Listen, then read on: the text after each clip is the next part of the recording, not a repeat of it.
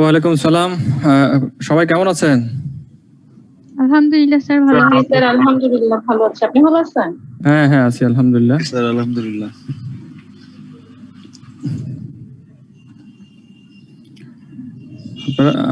আপনারা অনেকক্ষণ ওয়েট করতেছেন আমার জন্য মনে হয়, না? ব্যাপার না স্যার, না স্যার বেশি এই সময় পার্টিসিপেন্ট তো কম, এইজন্য স্যার আমরা আরেকটু ওয়েট করা লাগবে আর মানুষ আসার জন্য। 5টার ক্লাসে একটু লেট করেই সবাই ঢুকে। মানুষজনকে ডেকে ডেকে নিয়ে আসতে হবে যে ভাই গাড়ি ছেড়ে দিচ্ছে, আসেন আসেন। স্যার অফিস টাইম তো স্যার, সবাই তো সব দিন মানে এটা সমস্যা, আমার জন্য সমস্যা। এই যে আমার সাথে লোকজন আসতেছে, কথা বলতে হবে, এটা একটা ঝামেলা। 5টার সময় না হই অ্যাটলিস্ট 6টা বাজে হইলে হতো। আই থিংক আমাদের কিছুদিন লেট হয়েছে তো শুরু করতে, এজন্য ওটা কভার করতে এখন 3টা করে ক্লাস করতে, সেজন্য 5টা। হ্যাঁ না, এটা ওই পিছনের দিকে আরেকটু নেওয়া যেত। 5টা থেকে 6টা থেকে শুরু করে 6:30 শেষ করতো, 6:30 থেকে 6:30 থেকে 8টা, এভাবে করে টাইমটা ম্যানেজ করা যেত। কারণ এখানে তো আবার মাঝখানে দেখা যাচ্ছে 15 মিনিট করে গ্যাপ আছে। গ্যাপে তো দরকার নেই, ওই টিচার 5 মিনিট আগে ছেড়ে দিলে হতো।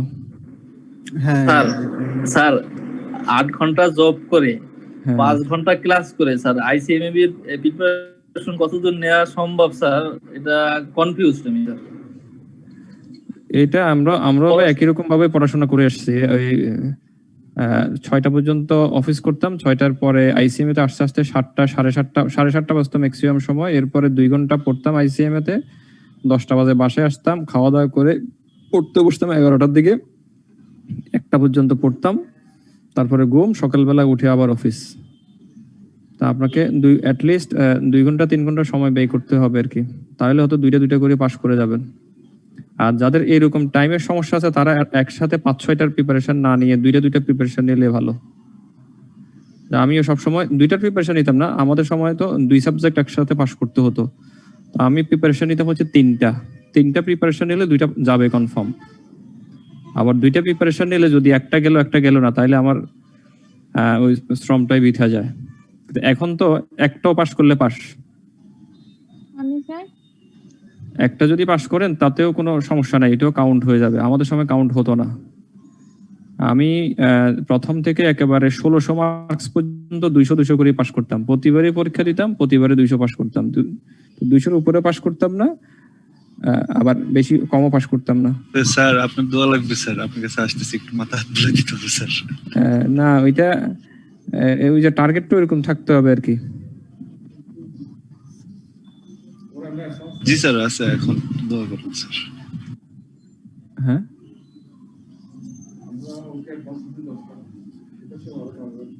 ওর কাছে পাবো 39,000, ওর কাছে 2 লাখ টাকা অ্যাডভান্স আছে। 10 লাখ কোথায় পেলেন? তাহলে এটা ভুল ইয়ে করা আছে, এটা বের করেন তো কেন এত টাকা অ্যাডভান্স আছে। ওর কাছে 2 লাখ টাকা মাত্র অ্যাডভান্স, এটার সাথে এটা যোগ হবে, ওটা চলে যাবে আর কি। তাহলে আমার হিসাবটা এক জায়গায় থাকলো, ওকে কত অ্যাডভান্স দিয়েছি। আবার এটা এখন এরকম একবার করতে গিয়ে রবীন্দ্রকে 200 ব্যাগ সিমেন্ট নিয়েছে, ওই 200 ব্যাগ সিমেন্টের জন্য ওদের পা ধরতে হয়েছে।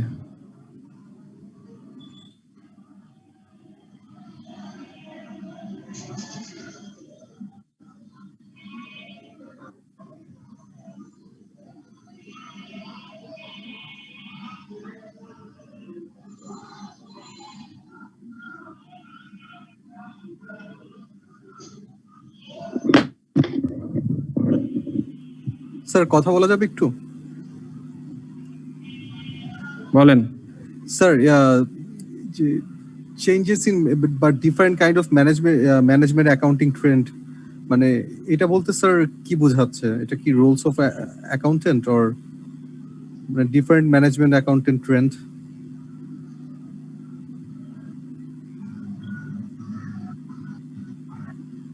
চারটা ট্রেন্ডস ম্যানেজমেন্ট অ্যাকাউন্টিং এর আমরা পড়ে আসছিলাম, জেআইটি, প্রসেস ইঞ্জিনিয়ারিং, আরো কি কি জানি ছিল, 4টা ট্রেন্ডস।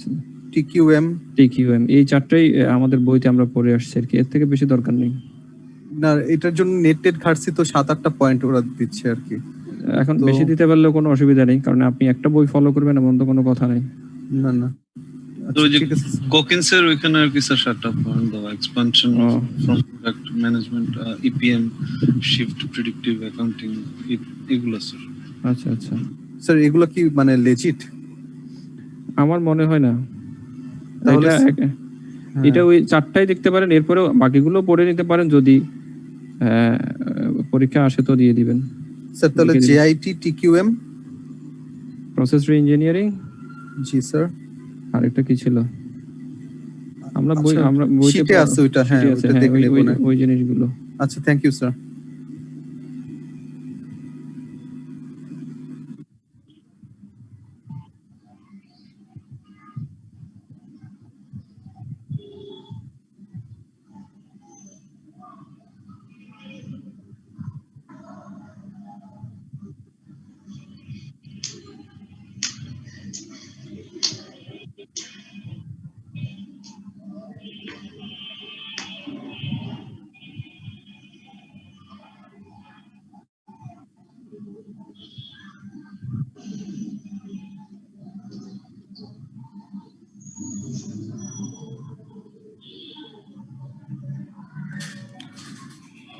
আচ্ছা, আমরা আমরা কি শুরু করতে পারি? আমাদের অলরেডি 15 মিনিট চলে গেছে, আমরা আজকে আসলে একটু লেট।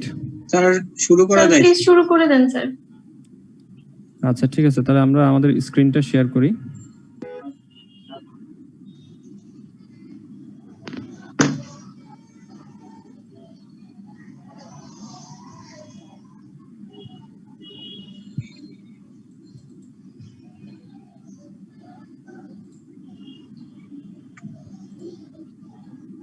স্যার আপনাকে দেখে একটু পিসড অফ মনে হচ্ছে, আপনি যদি টাইম নিতে চান নিতে পারেন স্যার। না না,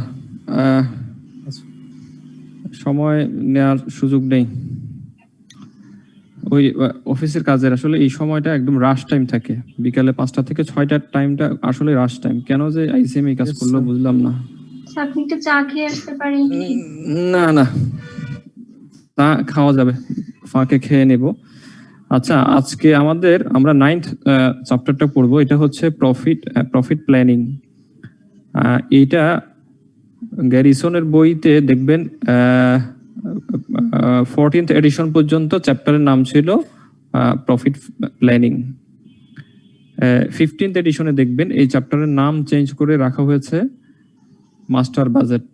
আসলে চ্যাপ্টার নামও হবে মাস্টার বাজেট, আমাদের সিলেবাসও আছে মাস্টার বাজেট। মাস্টার বাজেটের নামটা ওই গ্যারিসন আগে এভাবে লিখতো, প্রফিট প্ল্যানিং হিসেবে লিখতো।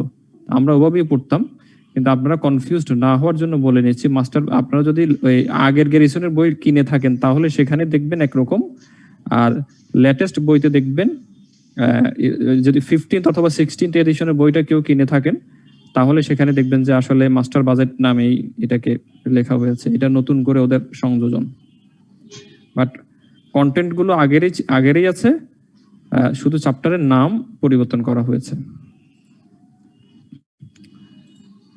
এই শীটটা আমরা শেয়ার করেছি আপনাদের সাথে।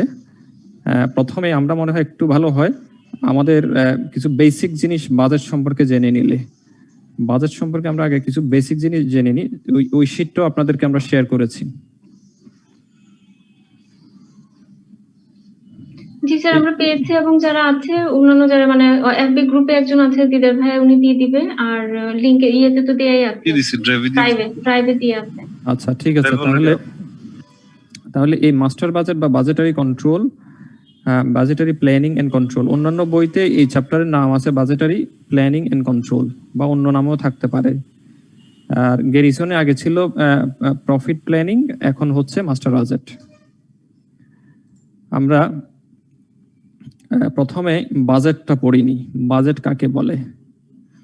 বাজেটটা হচ্ছে, আমরা একটু যদি থিওরিটিক্যাল ইয়েটা পড়িনি, একটু দেখি।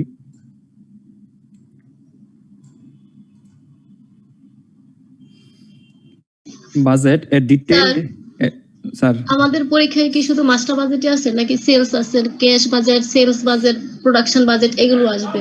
সবকিছুই আছে, সবকিছুর কম্বিনেশন হচ্ছে মাস্টার বাজেট। আমরা দেখলে আমাদের প্রেজেন্টেশনটা দেখলে আমাদের প্রশ্নগুলো ক্লিয়ার হবে ইনশাআল্লাহ। আচ্ছা, budget a detailed plan for the acquisition and use of financial and other resources over a specific time period. এটা হচ্ছে বাজেটের সংজ্ঞা। আমরা এটাকে আরেকটু সহজভাবে যদি পড়ি, গ্যারিসনে যে সংজ্ঞাটা লিখলো, গ্যারিসনের সংজ্ঞাটা লিখলো কি, এ বাজেট দ্য কোয়ান্টিটি ইজ হবে এখানে। A budget is the quantitative expression of a proposal plan of action by management for a specified period and an aid to conducting, coordinating what needs to be done to implement that plan. আমাদের এতটুকু মুখস্থ করার দরকার নাই। Budget মানে হচ্ছে a budget is the quantitative expression of plan. এই একটুক যদি মনে রাখতে পারি তাহলে আমাকে কেউ প্রশ্ন করলে আমরা লিখতে পারবো, অথবা এই জিনিসটাকেই আমরা আস্তে আস্তে বড় করে অ্যানালাইসিস করতে পারবো। তাহলে আমরা আজকেই মুখস্থ করিনি, বাজেট হচ্ছে আমি যে কাজটা করতে চাই, আমি যে কাজটা করার জন্য প্ল্যান করলাম, সেই প্ল্যানের একটা কোয়ান্টিটেটিভ এক্সপ্রেশন অথবা অ্যামাউন্টে যদি সেটাকে আমি এক্সপ্রেস করি, সেটাই হবে বাজেট। আমি আর অনেকগুলো সংজ্ঞায় দেখছি, বাট এই দুটো সংজ্ঞাকে আমার মোটামুটি জাস্টিফাইবল মনে হলো। প্রথম হচ্ছে এ detailed plan for the acquisition and use of financial and other resources over a specified time period. তাহলে বাজেটের ভিতরে কয়েকটা কন্টেন্ট আছে। বাজেটের জন্য প্রথম কন্টেন্টটা হচ্ছে প্ল্যান থাকতে হবে, একটা পিরিয়ড থাকতে হবে। আমি প্ল্যান করব একটা পিরিয়ডের জন্য, এবং সেই কাজটা করতে গেলে আমার যে কোয়ান্টিটেটিভ অ্যামাউন্ট লাগবে সেটাই হচ্ছে বাজেট। তাহলে বাজেটকে আমি যদি ভাগ করি তাহলে তিনটা এলিমেন্ট। নাম্বার ওয়ান হচ্ছে প্ল্যান থাকবে, বা এটা বাজেটের আমি বৈশিষ্ট্য বলতে পারি। বাজেটের বৈশিষ্ট্য হচ্ছে, বাজেটটা হচ্ছে আমার সামনের দিনের প্ল্যান বা প্রপোজড প্ল্যান, ফিউচার প্ল্যানও বলতে পারি। ফিউচার প্ল্যান অফ অ্যাকশনও বলতে পারি। অ্যান্ড দেন সেই অ্যাকশনটাকে আমি যদি বাস্তবে রূপ দিতে চাই, সেটার জন্য কোয়ান্টিটেটিভ অ্যামাউন্টটা কত লাগবে বা অ্যাকুইজিশন অ্যামাউন্টটা কত লাগবে, সেকেন্ড। আর থার্ড হচ্ছে অবশ্যই বাজেটের জন্য একটা নির্দিষ্ট পিরিয়ড থাকতে হবে। একটা নির্দিষ্ট পিরিয়ড না হলে আমরা বাজেট করতে পারবো না। সেভ ফর আমরা আমাদের যদি বাসার জন্য বাজেট করি, আমাদের বাসায় যিনি গৃহকর্মী থাকবেন বা গৃহকর্ত্রী বা আমাদের মায়েরা যখন বাজেট করে যে মাসের প্রথম থেকে মাসের 1 তারিখ থেকে 30 তারিখের জন্য একটা বাজেট করেন। কি বাজেট? বাসা ভাড়া দিতে হবে, বিদ্যুৎ বিল দিতে হবে, গ্যাস বিল দিতে হবে, গ্রোসারি কিনতে হবে, ছেলে মেয়েদের টিউশন ফি দিতে হবে, ট্রিটমেন্টের জন্য টাকা রাখতে হবে। তাহলে সেখানেও একটা বাজেট থাকে।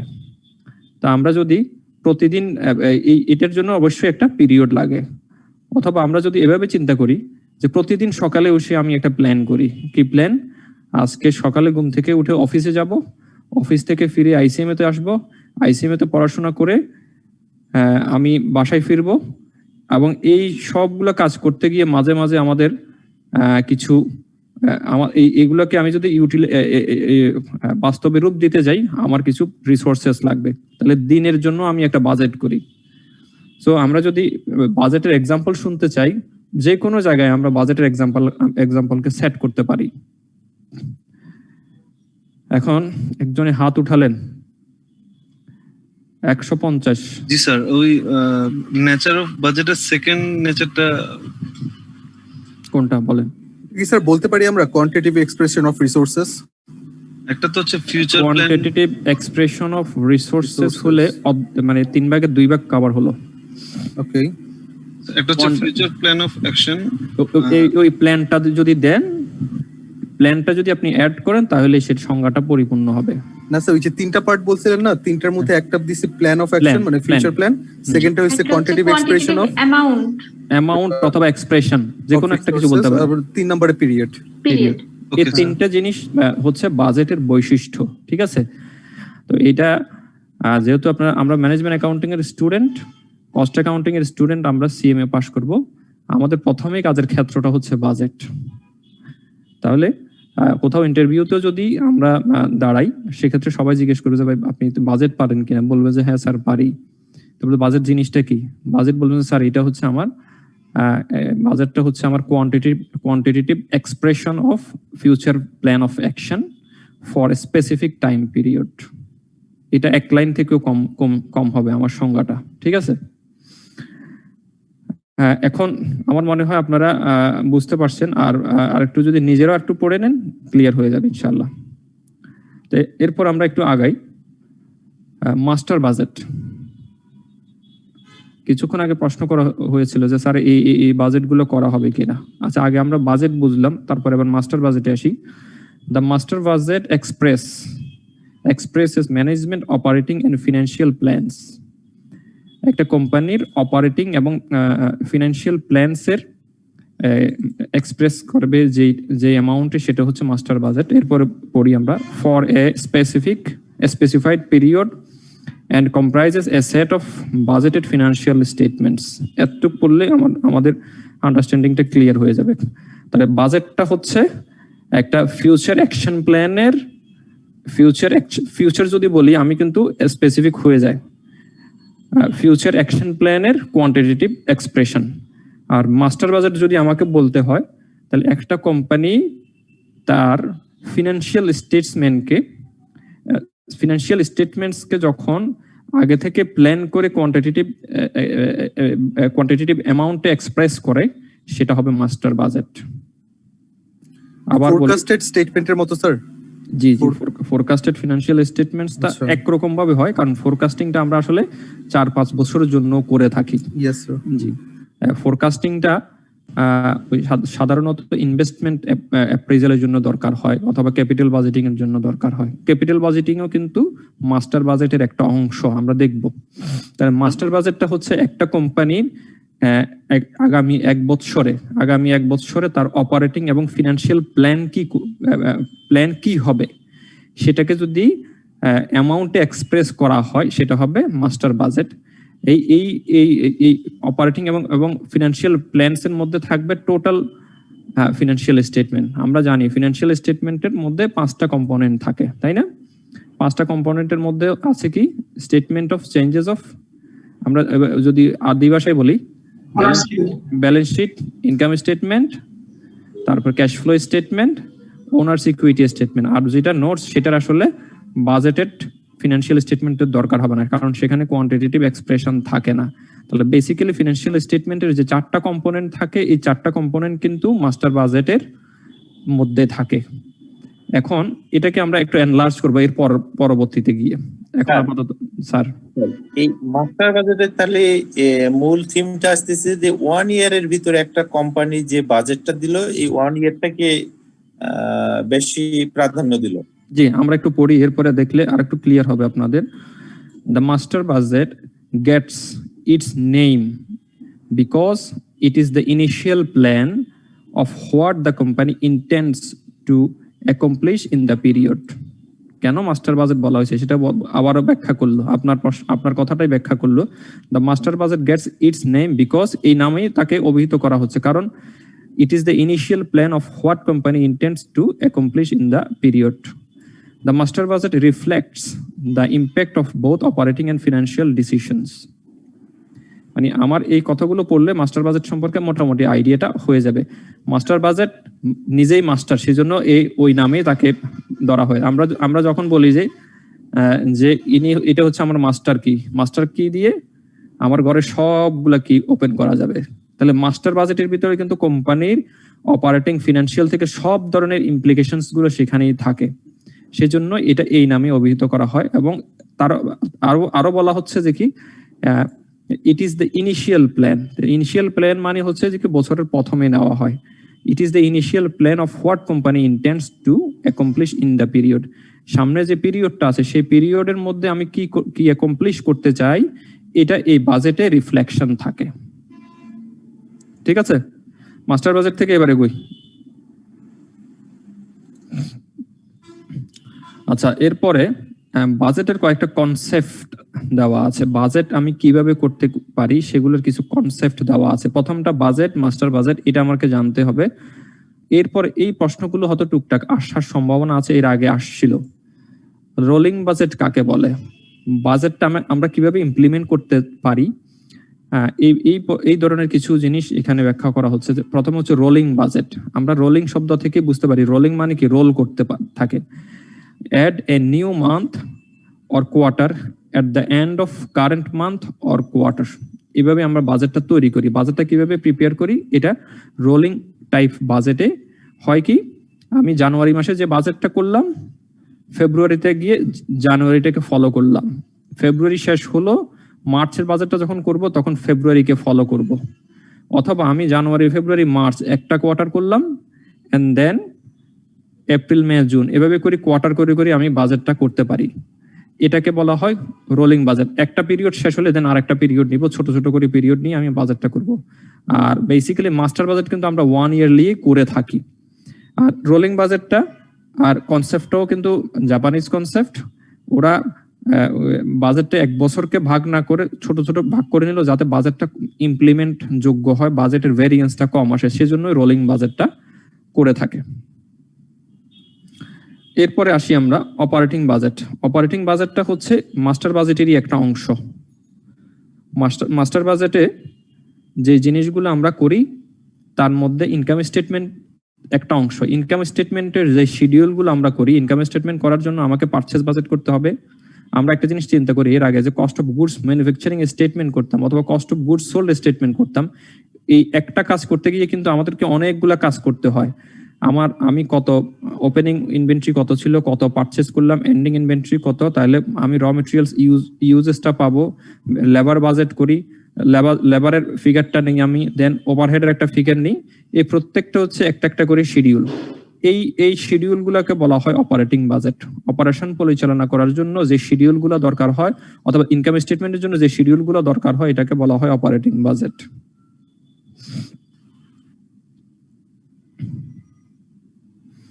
আচ্ছা, এরপর হচ্ছে ফিনান্সিয়াল বাজেট। ফিনান্সিয়াল বাজেট কোনগুলো? ক্যাপিটাল বাজেট, ক্যাশ বাজেট, যেখানে হচ্ছে আমার টাকার ইনফ্লো হবে, আউটফ্লো হবে, balance sheet and cash flow statement. এখানে দেখেন সবগুলোতে কিন্তু ক্যাশের সাথে লেনদেন থাকবে। ক্যাপিটাল বাজেটে হচ্ছে আমার ক্যাপিটাল কত ইনভেস্টমেন্ট করব এবং সেটার ইনফ্লো কখন আসবে। ক্যাশ বাজেট, ক্যাশ কালেকশন কত হবে, ক্যাশ পেমেন্ট কত হবে, এটা হচ্ছে ক্যাশ বাজেটের বৈশিষ্ট্য। আর ব্যালেন্স শিটে হচ্ছে আমার বেসিক্যালি আমার ফিনান্সিয়াল পজিশনটা শো করে। ব্যালেন্স শিটের সংজ্ঞাটা হচ্ছে ফিনান্সিয়াল পজিশন। ক্যাশ ফ্লো স্টেটমেন্টেও আমরা জানি যে ক্যাশ ফ্লো স্টেটমেন্টে 3টা ভাগ থাকে, 3টা ভাগে আমরা ভাগ করে ক্যাশ ইনফ্লো আউটফ্লোকে সেখানে নিয়ে আসি। এটা হচ্ছে financial budget. And then kaizen budgeting. Kaizen is a Japanese term for continuous improvement. Kaizen budgeting is an approach to budgeting that explicitly incorporates continuous improvement during the budget period. এই কনসেপ্টটাও জাপানিরা নিয়ে আসছে। এই কনসেপ্টের মূল উদ্দেশ্য হচ্ছে যে বাজেটকে কন্টিনিউয়াস ইমপ্রুভমেন্টের আওতায় এনে আমরা বাজেট একবার করার পর এটাকে শুধু ফলো করি, কিন্তু এই কেইজেন বাজেট বলছে যে না, এটাকে ফলো না করে আমি কন্টিনিউয়াস কিভাবে ইমপ্রুভমেন্ট করতে পারি সেই রাস্তাগুলো তৈরি করা, এই অ্যাপ্রোচে বাজেটটা করা হয়। এটা আমরা ওই যে কিছুক্ষণ আগে আলাপ করতেছিলাম, প্রথম চ্যাপ্টারে পড়লাম যে কন্টিনিউয়াস ইমপ্রুভমেন্ট। আমাদের যে ম্যানেজমেন্ট অ্যাকাউন্টিং এর যে 4টা বিজনেস ট্রেন্ড ছিল তার মধ্যে একটা কিন্তু ট্রেন্ড ছিল ওই 4টা ট্রেন্ডই কিন্তু জাপানিজ কনসেপ্ট, ওইটার সাথে মিল রেখে কেইজেন বাজেটিংটা করা হলো।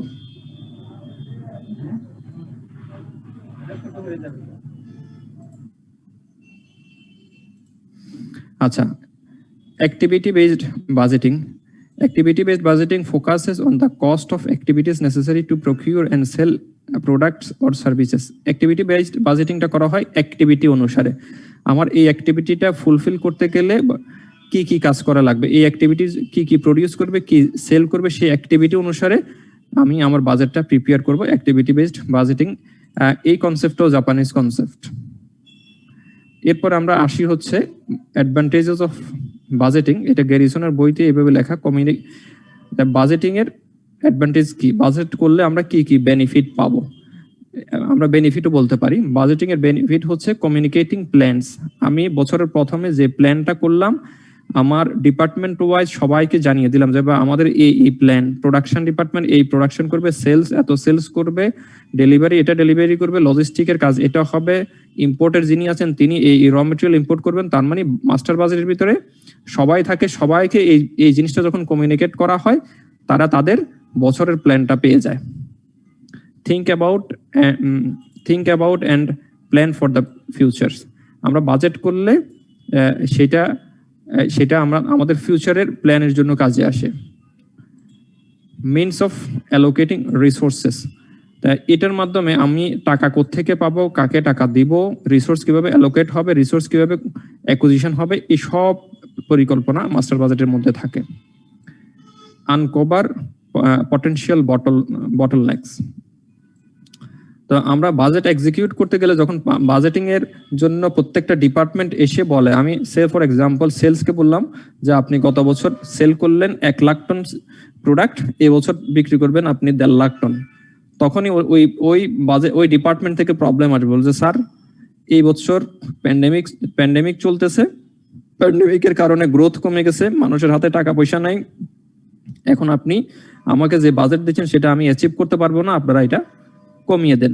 তাহলে বাজেট যখনই আমি ইমপ্লিমেন্ট করতে যাব তখনই এই সমস্যাগুলো সামনে আসবে, সেই হিসাবে আমরা হয়তো এটাকে কারেক্টিভ অ্যাকশন নিতে পারি। কোঅর্ডিনেট অ্যাক্টিভিটিস, বাজেট না থাকলে আসলে কোঅর্ডিনেশনটা হবে না, কারণ সেলস ডিপার্টমেন্ট অর্ডার নিল, প্রোডাকশন ডিপার্টমেন্ট সেই হিসাবে যদি প্রোডাকশনটা দিতে না পারে ডেলিভারি দিতে পারবে না। এই যে প্রত্যেকটা ডিপার্টমেন্টের সাথে কোঅর্ডিনেশনের জন্য বাজেটটা দরকার। And then define goal and objectives. এটা তো আমরা প্রথমে বলতে পারতাম যে মাস্টার বাজেট আমরা করব হচ্ছে আমার ফিনান্সিয়াল প্ল্যানটা আমি এক্সিকিউট করার জন্য। আমার এই প্ল্যানটা এক্সিকিউট কেন করব? গোল হচ্ছে আমার প্রফিট মেকিং, আমার মেইন গোল এন্ড অবজেক্টিভস হচ্ছে প্রফিট মেকিং। তাহলে বাজেটের মাধ্যমে কিন্তু আমরা জেনে যাব যে আমরা কে কতটুকু প্রফিট করব। যে কিছুক্ষণ আগে আমরা দেখলাম যে আমার ক্যাশ বাজেট কি হবে, ব্যালেন্স শিটের বাজেট কি হবে, ক্যাশ এবং ক্যাপিটাল বাজেট কি হবে। এইসব বাজেট যখন কোয়ান্টিটিভ এক্সপ্রেশনে আসবে প্রত্যেকটা ডিপার্টমেন্ট বুঝে যাবে যে কার কি গোল, কে সেই গোলটা কিভাবে অ্যাচিভ করার জন্য কাজ করবে। এন্ড দেন আমরা আসি হচ্ছে জিরো বেস বাজেটিং। এটাও আর একটা নতুন concept. Managers R required to justify all budgeted এক্সপেন্ডিচার্স, not just changes in the budget from previous year. The baseline is zero rather than last year's budget. আমরা যখন এতক্ষণ ধরে যখন কথা বলতেছিলাম সবার মাথায় একটা জিনিস চলে আসছে, আমি গত মাসে কি খরচ করলাম এই মাসে গত মাসেরটাকে ফলো করব। অথবা কোম্পানি তো আমরা করি কি, গত বছর আমি এটা আমার অ্যাচিভমেন্ট ছিল এরকম, এই বছর অ্যাচিভমেন্ট হবে এরকম, তার সাথে একটু এডিশন হয় অথবা একটু বাড়বে কমবে, এইভাবে করে আমরা বাজেটটা করি। এটা ট্রেডিশনাল ওয়ে অফ বাজেটিং। কিন্তু জিরো বেসড বাজেটিং এর কনসেপ্ট হচ্ছে যে কি না, গত বছর আপনি কি করছেন সেটাকে আপনি ফলো করতে পারবেন না, রেদার আপনি জাস্টিফাই করেন আপনার এই জিনিসটা অ্যাচিভ করতে গেলে আপনাকে কি কি করা দরকার। এটা হচ্ছে জিরো বেসড বাজেটিং। তো জিরো বেসড বাজেটিং এর কোনো বেসলাইন থাকবে না, আচ্ছা এতটুকু পর্যন্ত আমরা দেখিনি।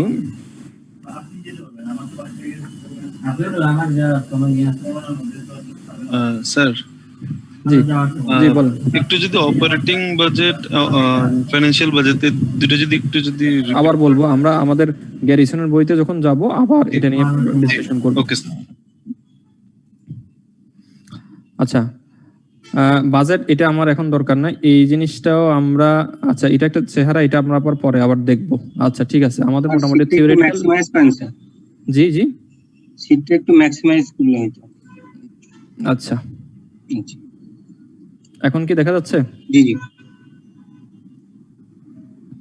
আমরা এতক্ষণ যে কথাগুলো পড়লাম এখানে একটা ছবি দেখা যাচ্ছে, মাস্টার বাজেট। মাস্টার বাজেট মানে হচ্ছে summary of A companies plan.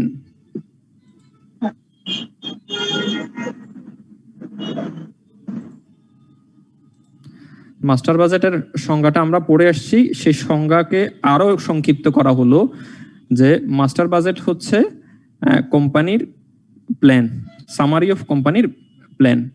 আমরা যদি কোম্পানির সবগুলো বাজেটকে, সবগুলো ডিটেল অ্যাকশন প্ল্যানকে এক জায়গায় জড়ো করি সেটাকে বলা হয় মাস্টার বাজেট। এটাই হচ্ছে মোটামুটি বাজেটের একটা ফ্রেমওয়ার্ক। প্ল্যানিং এন্ড কন্ট্রোল আমরা আগে পড়ে আসছি, দরকার নাই। অ্যাডভান্টেজেস অফ বাজেট আমরা ওই জিনিসটা দেখে আসছি। রেসপন্সিবিলিটি অ্যাকাউন্টিং, এটা এই কনসেপ্টও আপনাদের পরীক্ষায় আসছে কিনা আমি জানি না, তারপর একটু পড়ে নেন। দেখেন, রেসপন্সিবিলিটি অ্যাকাউন্টিং কোনো নতুন কোনো অ্যাকাউন্টিং কনসেপ্ট না, অ্যাকাউন্টিং এর কোনো রুলসও না। এটা হচ্ছে কি, managers should be held responsible for those items and only those items that the manager can actually control to a significant extent. Responsibility accounting হচ্ছে আমরা এর আগের ক্লাসে মনে পড়লাম যে cost centre, yes sir, cost centre, profit centre, investment centre, এই সব প্রত্যেকটা সেন্টারের যিনি হেড থাকবেন, যিনি ম্যানেজার থাকবেন, তিনি ওই সেন্টারের জন্য রেসপন্সিবল। ঠিক আছে, আমাকে ম্যানেজমেন্ট অ্যাকাউন্টিং পড়াইতে দেওয়া হলো, আমি ম্যানেজমেন্ট অ্যাকাউন্টিং আপনাদেরকে পড়ানোর জন্য, বোঝানোর জন্য রেসপন্সিবল। ঠিক একই রকম ভাবে একজন ম্যানেজারকে যে ডিপার্টমেন্টের দায়িত্ব দেওয়া হলো, প্রোডাকশন হোক বা ডেলিভারি হোক বা সেলস হোক বা অ্যাকাউন্টস হোক, যে ডিপার্টমেন্টের দায়িত্ব দেওয়া হলো, তিনি সেই ডিপার্টমেন্টের জন্য রেসপন্সিবল। এই রেসপন্সিবিলিটিটাকে আমরা রেসপন্সিবিলিটি অ্যাকাউন্টিং এ ট্রিট করে থাকি। সেই জন্য বললাম রেসপন্সিবিলিটি অ্যাকাউন্টিং মানে নতুন কোনো কনসেপ্ট না, বা এটার মানে নয় যে আমি এই নিয়মে অ্যাকাউন্টিং করবো। অ্যাকাউন্টিং এর এটা আসলে অ্যাকাউন্টিং এর কোনো নিয়ম না। ঠিক আছে, আমরা রেসপন্সিবিলিটি অ্যাকাউন্টিং কেন করব? প্রত্যেকটা ডিপার্টমেন্ট ওয়াইজ যখন বাজেটটা ওদেরকে ইমপ্লিমেন্ট করতে দেব, যাকে আমি বাজেটটা ইমপ্লিমেন্ট করতে দেব, তিনি ওই বাজেটের জন্য, ওই বাজেট ইমপ্লিমেন্ট করার জন্য রেসপন্সিবল। এই সেজন্যই আমরা রেসপন্সিবল অ্যাকাউন্টিংটা আমরা একটু পড়লাম। সংজ্ঞা আসতেও পারে আপনাদের, হয়তো পরীক্ষা হয়তো ছোট একটা ইয়ে দিয়ে আসতে আসছে। এটা অলরেডি রেসপন্সিবল অ্যাকাউন্টিং এবং different types of responsible accounting. Responsible accounting এর তিনটা রেসপন্সিবল সেন্টার আছে, যেটা আমি বললাম, centre, profit centre, investment centre. আর এটা লেখে আর এই রেসপন্সিবিলিটি অ্যাকাউন্টিং এর সংজ্ঞাটা গ্যারিসন থেকে আরেকটু ভালোভাবে দেখে নেবেন, কাজ শেষ। ওইটাও পড়া হয়ে গেল। আচ্ছা, আমরা একটা জিনিস দেখি যে বাজেট, এই যে 99 থেকে আমি 2000 সাল, the annual operating budget may be divided into quarterly, monthly budget. আমরা বাজেট এক বছরের জন্য করব, সে বাজেটটাকে আবার মাসিক ভিত্তিতে বা কোয়ার্টারলি বেসিসে আমরা এটাকে ভাগ করে নিতে পারি। সাধারণত আমরা মান্থলি বেসিসে বাজেটটাকে ভাগ করে থাকি। জানুয়ারি টু ডিসেম্বর একটা বছরের বাজেট করব, সে বাজেটটাকে আমি 12টা ভাগে ভাগ করে নিব, মান্থ ওয়াইজ ভাগ করে নিব। এটা হচ্ছে বাজেটিং এর একটা নর্মস।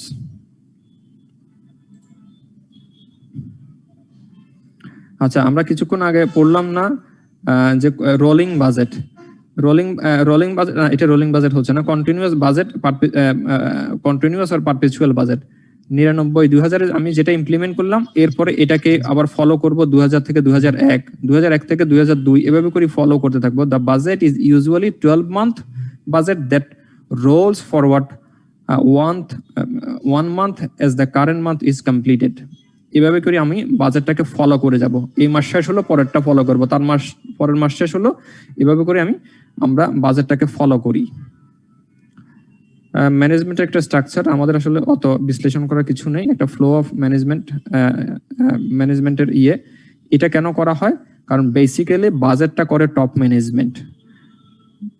ম্যানেজমেন্ট বাজেট করে, দেন মিডল ম্যানেজমেন্টের কাছে যখন যায়, মিডল ম্যানেজমেন্ট আমাদের লোয়ার ম্যানেজমেন্টদেরকে দিয়ে এটা এক্সিকিউট করায়। আচ্ছা, বাজেট কমিটি, আমার আসলে শিক্ষণীয় কিছু নাই বাজেট কমিটিতে। আমরা 5:50 10 মিনিটের জন্য বিরতিতে যাব নামাজ পড়তে, আরো 5-6 মিনিট আমরা একটু পড়ে নিই। বাজেট কমিটি করা হয়, সেই কমিটিতে যারা রেসপন্সিবল, আমরা কিছুক্ষণ আগে বললাম রেসপন্সিবিলিটি অ্যাকাউন্টিং, তো প্রত্যেকটা বাজেটিং এর জন্য যারা যারা রিলেটেড, সেই ডিপার্টমেন্টের হেডদেরকে নিয়ে আমরা একটা কমিটি করে নিই বাজেট করার জন্য। সেখানে অ্যাকাউন্টেন্ট যেমন থাকে, ইঞ্জিনিয়ার থাকবে, সেলসের লোকজন থাকবে, ডিফারেন্ট ট্র্যাকের লোকজনকে নিয়ে আমরা একটা কমিটি করি।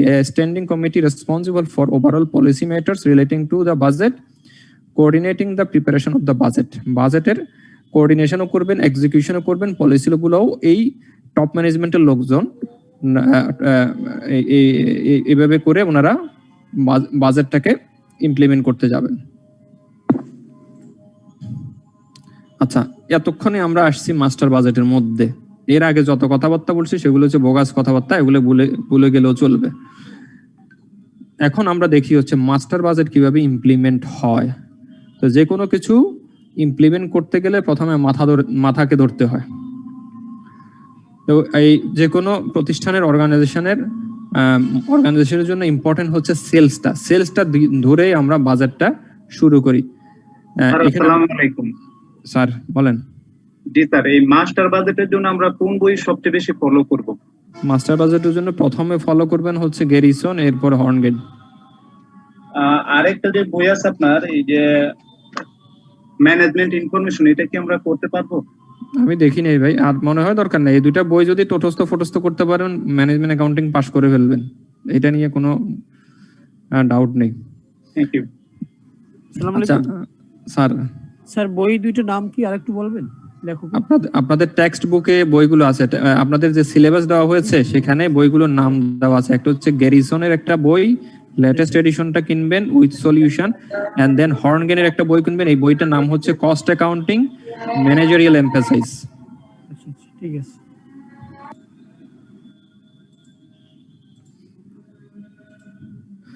আচ্ছা, সেলস বাজেটের করার পর আমরা করব হচ্ছে সেলিং এন্ড অ্যাডমিনিস্ট্রেটিভ বাজেট। হ্যাঁ, এরপরে করব দেখেন সেলস বাজেটের সাথে রিলেটেড যে শিডিউলগুলো করার দরকার হয় সেই বাজেটগুলো করব। আমরা যদি একটা ইনকাম স্টেটমেন্টকে ফলো করি, দেখেন ইনকাম স্টেটমেন্টের টপ হেড থাকবে হচ্ছে, টপে থাকে হচ্ছে সেলস আর বটমে থাকে হচ্ছে প্রফিট। তো আমরা সবসময় টপ দিয়ে স্টার্ট করি, বটমে গিয়ে পৌঁছাই। টপ দিয়ে যখন স্টার্ট করব, সেলস বাজেট আমি করব, তো সেলস বাজেট মান্থ ওয়াইজ হতে পারে, কোয়ার্টারলি হতে পারে। এই সেলস বাজেট করতে গেলে আমার কি লাগবে? সেলসের কোয়ান্টিটি লাগবে এবং রেটটা লাগবে। এই দুটো জিনিস পারলে আমরা করতে পারবো। আচ্ছা, এরপরে সেলসের পরে দেখেন একটা অ্যারো নিচের দিকে নামলো। সেলসের পরে অ্যারোটা নিচের দিকে নামে, সেলসের সাথে সাথে প্রোডাকশন বাজেটটা হয়ে যায়। আমি যা সেলস করব তা প্রোডাকশন করতে হবে। প্রোডাকশনের সাথে রিলেটেড অনেকগুলো বাজেট আছে। প্রোডাকশন করতে গেলে opening inventory, ending inventory, purchase budget, labour budget, overhead budget, এই সবগুলো ডাটা লাগবে। আমরা যদি প্রথম চ্যাপ্টারের দিকে একটু চোখ বুলাই, আমাদের প্রোডাকশন করতে গেলে তিনটা এলিমেন্ট দরকার হয়। একটা হচ্ছে ম্যাটেরিয়াল, একটা লেবার, আর একটা হচ্ছে ওভারহেড। প্রোডাকশনের জন্য তিনটে এলিমেন্ট, এই তিনটে এলিমেন্টের বাইরে কোনো কিছু নেই, ম্যাটেরিয়াল, লেবার, ওভারহেড। আর ইনভেন্টরি বাজেটটা ইনভেন্টরিটা কেন লাগে? কারণ আমাকে কিছু ইনভেন্টরি এক্সেসকে নিতে হয়। বছরের শেষে আমি কিন্তু একদম জিরো হ্যান্ডে থাকি না। এই জন্য বছরের শেষে গিয়ে আমার হাতে কত ইনভেন্টরি লাগবে থাকা উচিত, সেই বাজেটটা আমার জানা দরকার হয়। সেজন্য আমরা ইনভেন্টরি বাজেটটাও করে নিই। এই স্ট্রাকচারটা শেষ হওয়ার পর আমি যদি ইনকাম স্টেটমেন্টের দিকে যাই, দেখেন কস্ট অফ গুডস সোল্ডের সব এলিমেন্ট এখানে চলে আসছে। তাহলে আমি সেলস থেকে যদি কস্ট অফ গুডস সোল্ড বাদ দেই, তাহলে থাকবে গ্রস প্রফিট। গ্রস প্রফিট থেকে সেলিং, অ্যাডমিনিস্ট্রেটিভ এবং আদার যে এক্সপেন্সেস গুলো বাদ দিলে আমি নেট প্রফিট পাবো। ঠিক আছে, তাহলে মাস্টার বাজেটের একটা অংশ মাত্র আমরা দেখলাম। এরপর দেখেন এই পিকচারটা দেখলে আমরা আরেকটু ক্লিয়ার হবে। ওই আগের জিনিসটাকেই আরেকটু ক্লিয়ার করা হলো। সেলস থেকে প্রোডাকশন বাজেট, এই প্রোডাকশন বাজেটের সাথে রিলেটেড হচ্ছে চারটা এলিমেন্ট। এন্ড দেন আমরা আরেকটা বাজেট করবো হচ্ছে ক্যাশ বাজেট, এটাও মাস্টার বাজেটের অংশ। এরপরে আসি,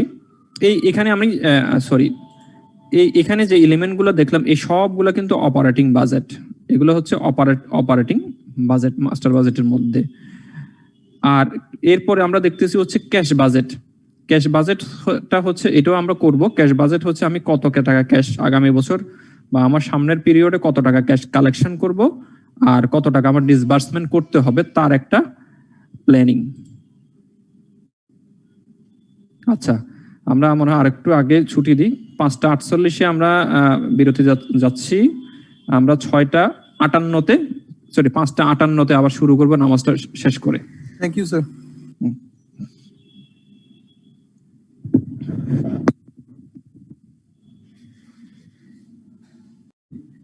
স্যার এখানে একটা লাস্টে একটা কথা বলছিলেন স্যার, একটু বলেন। একটু বলতেন লাস্টে যে ক্যাশ বাজেটের বিষয়টা জানি। ক্যাশ বাজেট এই মুহূর্তে বোঝার দরকার নাই, ক্যাশ বাজেটটা আরো পরে বুঝলেও হবে, আমরা আবার বিস্তারিত পড়বো। ক্যাশ বাজেটটা হচ্ছে একটা কোম্পানিতে ক্যাশ কত টাকা কালেকশন হবে আর কত টাকার ক্যাশ পেমেন্ট করতে হবে, এটার একটা বাজেট।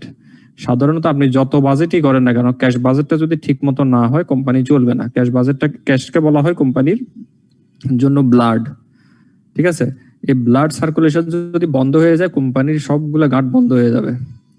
তো এই জন্য এই ক্যাশ বাজেটটা একটা ইম্পর্টেন্ট এলিমেন্ট, এটা আমরা আলাদা করে আবার আলাদা করে পড়বো। এটা যে ক্যাশ বাজেটের অঙ্কও করবো, হয়তো আমরা একটা যদি সম্ভব হয় একটা অঙ্ক করবো। Okay sir, thank you.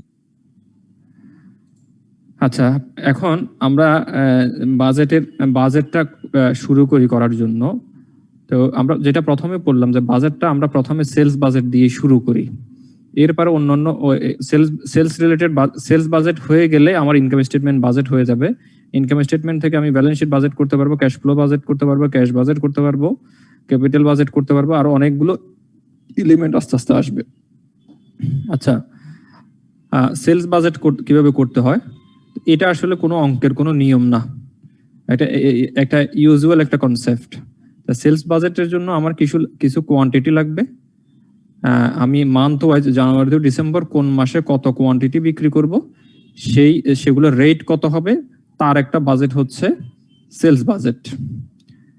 A detailed schedule showing expected sales for the coming periods and expressed in units and dollars, বা আমরা অ্যামাউন্ট বলতে পারি। তো সেলস বাজেটের আমরা একটা চেহারা দেখি। রয়্যাল কোম্পানি, একটা company is preparing budget for the quarter ended June 30। এই কোম্পানিটা জুন কোয়ার্টারের জন্য একটা বাজেট তৈরি করতেছে। জুন কোয়ার্টারের জন্য একটা বাজেট তৈরি করতেছে। জুন কোয়ার্টার মানে হচ্ছে April, May, June. Sir budget বললেই ধরে নেব ফোরকাস্টেড, এরকম কিছু? হ্যাঁ হ্যাঁ হ্যাঁ। আচ্ছা স্যার। আচ্ছা, এরপরে হচ্ছে budgeted sales for the next 5 month. আগামী 5 মাসের বাজেটেড সেলসটা দেওয়া আছে। জুন কোয়ার্টারের বাজেট করতেছে মানে এপ্রিলের প্রথম দিকে করবে অথবা মার্চের শেষের দিকে গিয়ে বাজেটটা তৈরি করা হচ্ছে, আমরা ধরে নিতে পারি। এপ্রিল থেকে অগাস্ট পর্যন্ত সেলসের কিছু ফিগার দেওয়া আছে যে এপ্রিল থেকে অগাস্ট পর্যন্ত এই কোয়ান্টিটি সেলস করা হবে এবং সেলিং প্রাইস হচ্ছে 10 টাকা করে। এটাকে আমরা একটা স্টেটমেন্টের রূপ দিলেই একটা বাজেটের চেহারা আমরা পেয়ে যাব সেলস বাজেটের। দেখেন, আগে তথ্য দেওয়া ছিল April, May, June, July, August. প্রশ্ন হচ্ছে যে কি এই দুটো ডাটা কেন দিল? তো এই দুটো না, আরো বেশি ডাটা দেওয়া থাকুক, মার্চের ডাটাটাও এখানে দেওয়া আছে, তাহলে আমার এগুলো দরকার নেই। কনফিউজ করার জন্য মাঝে মাঝে কিছু ডাটা দেওয়া থাকবে, যেগুলো আমাদের দরকার না। আমাকে বলা হয়েছে যে জুন এন্ডিং এর কোয়ার্টারের জন্য একটা বাজেট করতে হবে। জুন এন্ডিং এর কোয়ার্টারটা হচ্ছে এপ্রিল, মে, জুন। তাহলে বাজেটের জন্য আমার কি লাগবে? কোয়ান্টিটি আর একটা হচ্ছে রেট। কোয়ান্টিটি এবং ইউনিট রেট, এই দুটো জিনিস লাগবে। এখন দেখেন, বাজেটেড সেলস 20,000, 50,000, 30,000, টোটাল হচ্ছে 1 লক্ষ কোয়ার্টার এন্ডিং এ গিয়ে, জুন কোয়ার্টার এন্ডিং এ গিয়ে। সেলিং প্রাইস এখনো দেওয়া হয়নি, 10 10 10 দিয়ে গুণ করলে নিচে যে ফিগারটা পাবো সেটাই হচ্ছে আমার সেলস বাজেট। এটা হচ্ছে সেলস বাজেট। এখানে আমার মনে হয় বুঝার সিরিয়াসলি কোনো কিছু নেওয়ার কোনো কিছু নেই, সিম্পল একটা ক্যালকুলেশন। আমাকে যদি বলা হয় যে এপ্রিল, মে, জুন না, যদি বলা হয় জানুয়ারি থেকে ডিসেম্বর পর্যন্ত কিছু কোয়ান্টিটি দেওয়া হলো বা ইউনিট দেওয়া হলো এবং সেলসের ফিগারটাও দেওয়া হলো, ইউনিট ফিগারটা দেওয়া হলো, ইউনিট রেটটা দেওয়া হলো, তাহলে আমি দুটোকে গুণ করলে বাজেটটা পেয়ে যাব। ঠিক আছে? এখন এটা আমরা যত সিম্পল দেখতেছি, আমাদের প্র্যাকটিক্যাল লাইফে এত সিম্পল আমরা পাই না। কেন পাই না আমি বলি। আমি যে কোম্পানিতে চাকরি করি, এই কোম্পানিতে একটা প্রোডাক্ট না, প্রোডাক্ট আছে অনেকগুলো, প্রোডাক্টের অনেকগুলো ভ্যারাইটি আছে। তাইলে আমি যদি সেলস বাজেট করতে যাই, সেক্ষেত্রে কিন্তু আমার প্রোডাক্ট ওয়াইজ আলাদা আলাদা করে বাজেট করে নিতে হবে। সেই ওয়ার্ড আলাদা আলাদা বাজেট করে নেওয়ার পর সেগুলো যোগ করলে যে বাজেট হবে, দেন আমি সেলস বাজেটটা পাবো। অনেকগুলো শিডিউল হবে সেক্ষেত্রে শুধুমাত্র সেলস বাজেটের জন্য।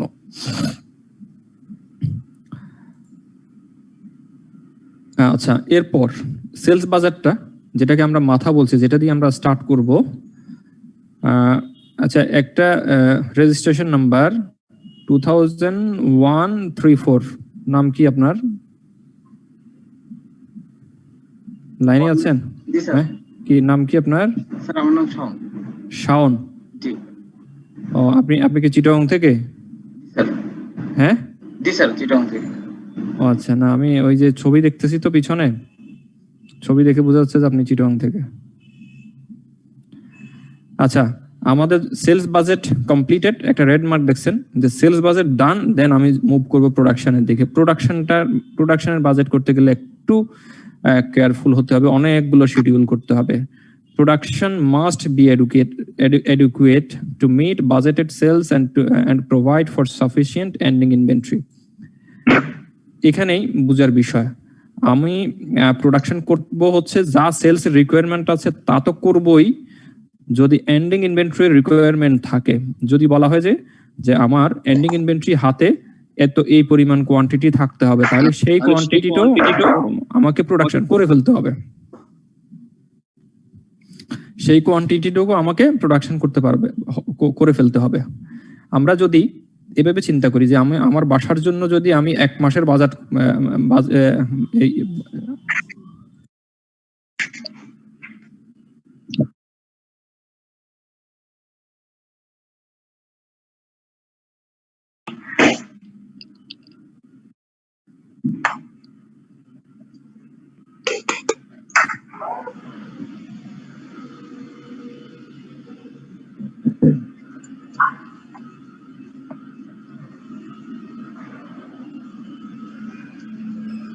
সরি, আমি একটু 1 মিনিট ইন্টারাপ্ট করলাম। আচ্ছা, আমরা প্রথমে সেলস বাজেট করব। সেলস বাজেট করার পর প্রোডাকশন বাজেট করব। প্রোডাকশন বাজেট শুধুমাত্র আমার যতটুকু সেলস করব তার জন্য না, এবং তার থেকে একটু বেশি পরিমাণে করব।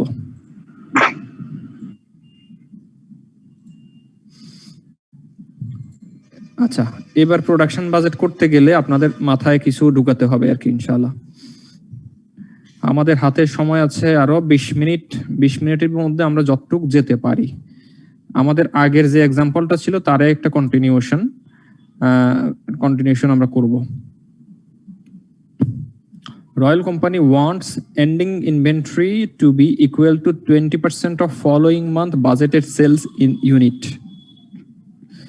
রয়্যাল কোম্পানি যে বাজেট করতেছেন সেই বাজেটের মধ্যে এই রিফ্লেকশনটা থাকতে হবে। এটা বেসিক্যালি হচ্ছে প্রোডাকশনের জন্য, যে আমি ফলোইং মান্থে যা সেলস করবো বা পরবর্তী মাসে আমি যা সেল করতে চাই তার 20% এন্ডিং ইনভেন্টরি আমার হাতে থাকা লাগবে। তাহলে একটা জিনিস চিন্তা করেন, যে কিছুক্ষণ আগে একটা ডাটা দেওয়া ছিল যে জুন মাসে 30,000, আমি কিন্তু জুন মাস পর্যন্ত বাজেট করলাম, কিন্তু এরপরে ডাটাগুলো কেন লাগবে? এই এখন লাগতেছে। সে ফর এক্সাম্পল, এপ্রিলে আমি যে প্রোডাকশনটা করব সেখানে মে 20% ইনক্লুড করা থাকতে হবে। মেতে যেটা আমি করব জুন থেকে 30% যোগ করে সেখানে প্রোডাকশন করতে হবে। জুনে আমি যা প্রোডাকশন করব তার সাথে যুক্ত থাকবে 25,000 এর 20%। আবার একটা জিনিস চিন্তা করেন, আমি যেহেতু ফলোইং মান্থে 20% ইনক্লুড করিনি আমার প্রোডাকশনে, তার মানে আমার এই মাসে যা রিকোয়ারমেন্ট, এই 20,000 ইউনিট যদি এপ্রিলে রিকোয়ারমেন্ট হয়, এই 20,000-এর 20% নিশ্চয়ই মার্চের প্রোডাকশন করা ছিল। এই প্রশ্নটাও চলে আসবে। একই রকম ভাবে দেখেন, আমি আবার এপ্রিলে মে মাসের 20% ইনক্লুড করে নিলাম, তাহলে ওই 20% কিন্তু মেতে আর প্রোডাকশন করা লাগবে না।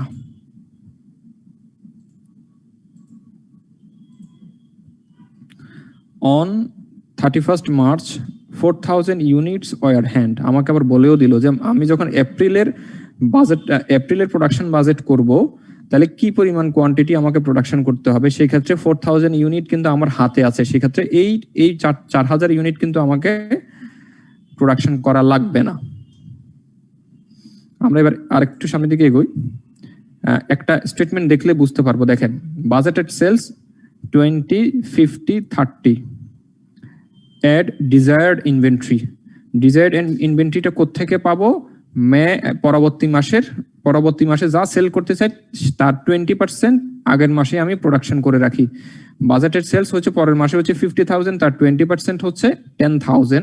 এই 10,000 আমাকে প্রোডাকশন করতে হবে। তাহলে 20 + 10,000 = 30,000 টোটাল নিডেড।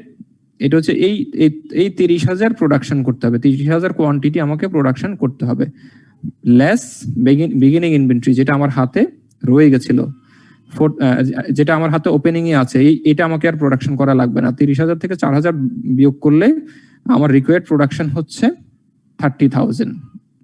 ঠিক একই রকম ভাবে মে জুন আমাদেরকে করতে হবে। এবং একটা লজিক দেখেন, আমরা যে এর আগে বলছিলাম যে এপ্রিলে যদি আমার 20,000 রিকোয়ারমেন্ট হয়ে থাকে, তার 20% হচ্ছে কত? 20,000-এর 20% 4,000। এই 4,000ই কিন্তু আমার কাছে ওপেনিং এ আছে। মানে ক্যালকুলেশনের জন্য বলেন, এমনিতে বলেন, এটা কিন্তু ওকে। এর পরের মাসটা আমরা দেখি একই রকম ভাবে। এক সেকেন্ড, আমি একটা মিনিট ফোনে একটা মিনিট কথা বলে নি, আপনাদেরকে একটু হোল্ডে রাখি। স্যার আগের স্লাইডে স্যার একটা মিনিট টাইম নিন বলুন।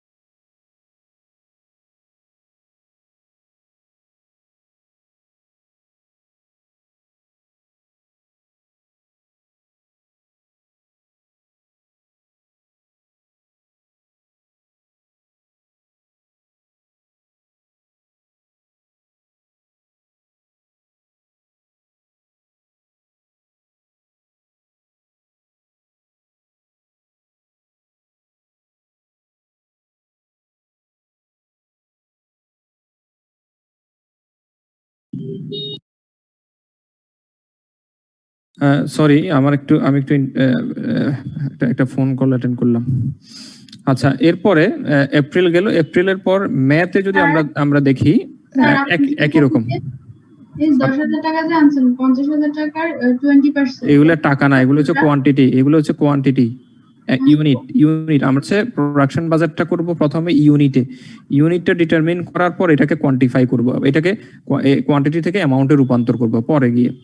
প্রথমে আমরা বাজেট করতেছি হচ্ছে যে কত ইউনিট প্রোডাকশন করা লাগবে, সেটা আমরা বের করতেছি, রিকোয়ার্ড প্রোডাকশন ইউনিট। জি বলেন ম্যাডাম। 50,000 ইউনিট কোথায় স্যার? কোথা থেকে নিয়েছেন 50,000 ইউনিট? আপনি কি কিছু এর আগের স্লাইডগুলো কি মিস করলেন? এর আগের স্লাইডগুলো কি আপনি দেখছিলেন? না স্যার। আচ্ছা, এই জন্য সমস্যা। ওই যে অঙ্কের প্রথমে শুরু না করলে সমস্যাটা হয়।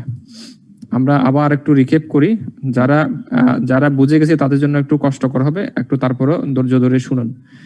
আমাদের কিছু তথ্য এখানে দেওয়া আছে। বলা হলো যে এপ্রিল, মে, জুন, জুলাই পর্যন্ত কিছু তথ্য দেওয়া আছে, কিন্তু এপ্রিল, মে, জুনের আমাদেরকে বাজেট করতে হবে যে এই 3 মাসের এই কোয়ান্টিটি গুলো আমাদেরকে কি করতে হবে? আমার সেলস, আমাদের যা সেলস করব তাই আমি আবার প্রোডাকশন করব, বা তার থেকে বেশি প্রোডাকশন করব এন্ডিং ইনভেন্টরির জন্য। প্রথমে সেলস বাজেটটা করলাম। এই 3টা কোয়ান্টিটি কে যদি আমি ইউনিট প্রাইস দিয়ে গুণ করি, তাহলে আমার সেলস বাজেট পেয়ে যাই। সেলস বাজেট, হ্যাঁ, ইউনিট প্রাইস 10 স্যার। এই যে ইউনিট প্রাইস 10, আমি 20,000 ইউনিট বিক্রি করব, 10 টাকা করে করলে 2 লাখ টাকা বিক্রি করব। এখানে 5 লাখ টাকা, এখানে 3 লাখ টাকা। এগুলো হচ্ছে অ্যামাউন্টে রূপান্তর করলাম। এরপরে হচ্ছে আমার প্রোডাকশন বাজেট, সেলস শেষ, প্রোডাকশন বাজেটে যখন ধরবো, প্রোডাকশনের জন্য তো সেলসের জন্য যা আমি বাজেট করলাম তা প্রোডাকশন করবই, প্লাস এন্ডিং ইনভেন্টরি যেটা রিকোয়ারমেন্ট থাকবে সাফিসিয়েন্ট এন্ডিং ইনভেন্টরির জন্য আমি প্রোডাকশন করে রাখতে হবে। সেই জন্য আমাকে আরো কিছু তথ্য দিল, বললো যে প্রত্যেক মাসে কিন্তু পরবর্তী মাসের জন্য আপনি 20% ইনক্লুড করে নেবেন, প্রত্যেক মাসে পরবর্তী মাসে 20% অতিরিক্ত প্রোডাকশন করে নেবেন। আরেকটা তথ্য দিল যে জানুয়ারি 31 মার্চে যেটা আমরা কোয়ার্টার শুরু করি তখন আমার কাছে 4000 ফিনিশ গুডস তৈরি করা আছে ইউনিট।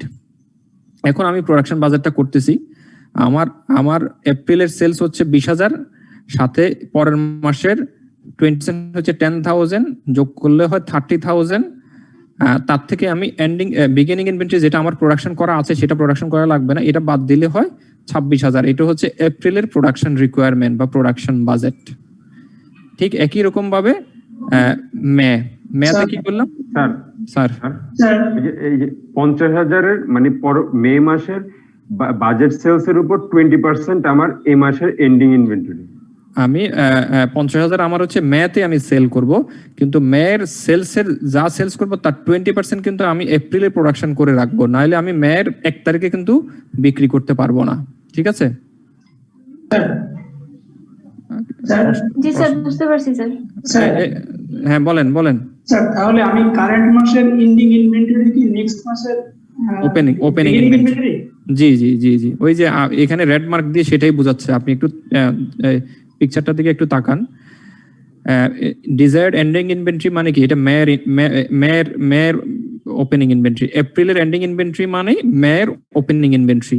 ঠিক আছে? অথবা মেয়ের এন্ডিং ইনভেন্টরি মানে জুনের ওপেনিং ইনভেন্টরি। হ্যাঁ, আমরা এই ক্যালকুলেশনটাকে উল্টাইও করতে পারি। ঠিক আছে? উল্টাইও আমরা করতে পারি। যে কোনো ভাবে প্রেজেন্টেশনটা আমরা যাই করি না কেন আমার উত্তরটা কারেক্ট হলে হলো। ঠিক একই রকম ভাবে আমরা মে মাসে করলাম, জুন মাসে এসে দেখেন জুন মাসে হচ্ছে 30,000 আমার বাজেটেড সেলস, অ্যাড 5,000 কোত্থেকে পেলাম?